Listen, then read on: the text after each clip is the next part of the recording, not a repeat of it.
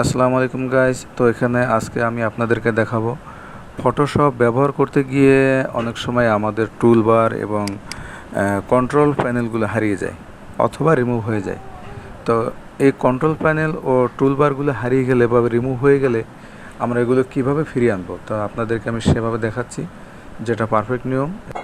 তো চলুন দেখা যাক, আর কথা না বাড়িয়ে কিভাবে আমরা কন্ট্রোল প্যানেলগুলো ও টুলবারগুলো ফিরিয়ে আনবো।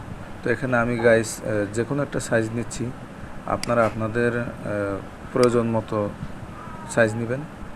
তো দেখুন এখানে আমি টুলবারগুলো এবং কন্ট্রোল প্যানেলগুলো রিমুভ করে দিচ্ছি যাতে বুঝতে আপনাদের সুবিধা হয়। তো প্রথমে আপনারা যাবেন উইন্ডোতে। তো গাইস আমি আপনাদেরকে আবার বলে দিচ্ছি, এখানে আমি যে সাইজটা নিয়েছি এই সাইজটা আমার যে কোনো একটা এনি সাইজ নিয়েছি, আপনারা আপনাদের পছন্দ মতো নেবেন। তো উইন্ডোতে যাওয়ার পরে আপনার ওয়ার্ক প্লেস এসেনশিয়াল এবং ইরেজার এসেনশিয়ালে যাবেন। এই যে ইরেজার এসেনশিয়াল দেখবেন, এটা ওকে দিলে আবার জায়গায় চলে আসবে সব। তো গাইস, তো আপনারা দেখতেই পাচ্ছেন। ভিডিওটি যদি আপনাদের উপকারে আসে তাহলে আমার চ্যানেলটি সাবস্ক্রাইব করবেন। ধন্যবাদ।